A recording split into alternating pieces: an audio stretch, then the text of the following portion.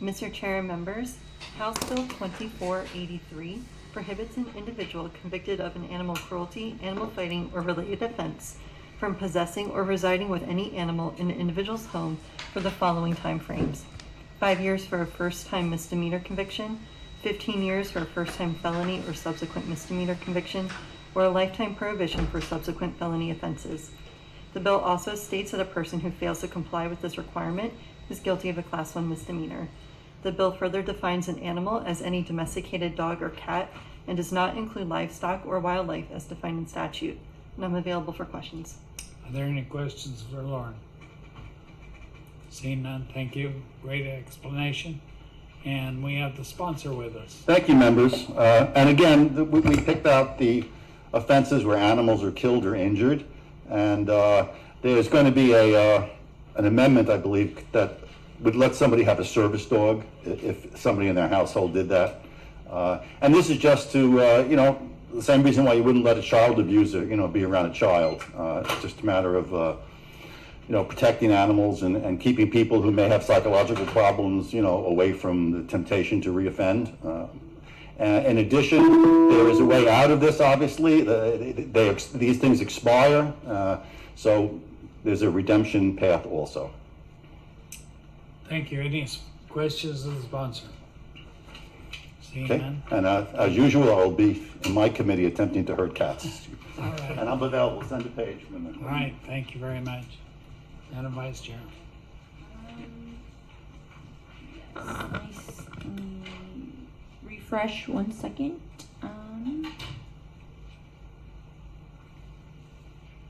It looks like we have a Deborah Nolan signed in to speak. Go ahead. Okay, we'll give you 2 minutes if that's okay this time. Okay, I'm going to really, really hurry. Okay. Again, Mr. Chair, members, I wrote this bill in response to, again, learning about the correlation between domestic violence and animal abusers. In our country, 68% of households own a pet. We spent $99 billion on our pets in 2020. But I want to say the rationale. I'm going to read the purpose of this because I've worked with national organizations and I've worked very strongly with them about this bill. The rationale for an ownership possession ban is straightforward. A person who has committed animal abuse crimes is at a greater risk of doing it again. And then by imposing an ownership possession ban, it has the potential of reducing recidivism rates. Animal abuse is a coercive control tactic often used to intimidate or retaliate against domestic violence survivors to instill fear and emotional abuse in them by attacking the soft targets that are the pets. Allowing an abuser to do this again would be victimization for already traumatized survivors in addition to the risk to our animals. I had this so organized and then I dropped my notes as I walked up here. I want to conclude with something. It's very similar to the registry bill. And one of the things that I found out when I was researching the registry bill, or one of the things I found out when I was researching the possession ban bill, is how do we tell society that somebody's been banned from owning a pet temporarily, because after 1 year for a misdemeanor, you can approach the court and you can get your animal back, providing you do therapy and you're not a risk to yourself or others, 5 years after you've been a felony. So these kind of bills kind of go hand in hand. I'm going to read the conclusion because I've been working strongly on this, and it's just very personal to find out how many people are abused by an animal abuser. Over the past 35 years, researchers and professionals in a variety of human services and animal welfare disciplines have established significant correlations between the animal abuse, child abuse and neglect, domestic violence, elder abuse, and other forms of violence. In a household, and I know I'm going to hurry, I got to try to do this in 2 minutes, 13% of kids who watch their adults abuse an animal will go on to abuse animals, could potentially be serial murders, but will go on to abuse humans.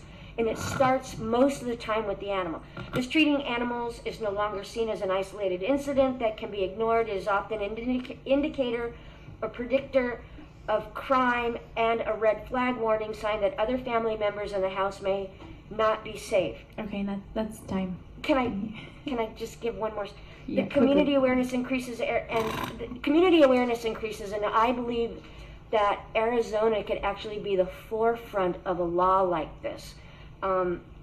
And over time fostering an important relationship with community, state, national organizations that not only track animal abusers and the patterns of their crimes, but how these crimes cross over to human violence and how we may study and prevent such crimes from happening. I thank you so much. You can tell I'm not an expert lobbyist, but I've done this a couple times before. And I will entertain any questions because this is very important. Are there any questions? Seeing none, thank you very much for your testimony. Thank you so much for considering this, and I think it's a great addendum to the registry bill. Madam Vice Chair. There's no one else signed up to speak. Is anyone else in the room wishing to speak on this matter? Seeing no further public testimony, Madam Vice Chair, will you please move the bill? Mr. Chairman, I move the HB 2483 be returned with a due pass recommendation. Question before you is that House Bill 2483 receive a due pass recommendation. Secretary will please call the roll. Representative Blackman, Mr. Chairman, briefly, Go ahead. I'm thankful for the sponsor and for the supporters to bring this bill forward. I just want to make note, every day 1,000 black babies are aborted. So while we are taking the time to save pets, I would hope that we think about that. And with that, I vote aye. Representative Chavez,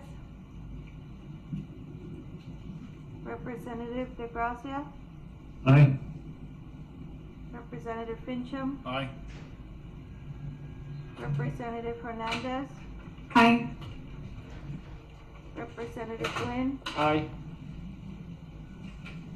Representative Pingarelli, Aye. Representative Rodriguez, Aye. Vice Chairman Parker, Aye. Chairman Pratt, Aye.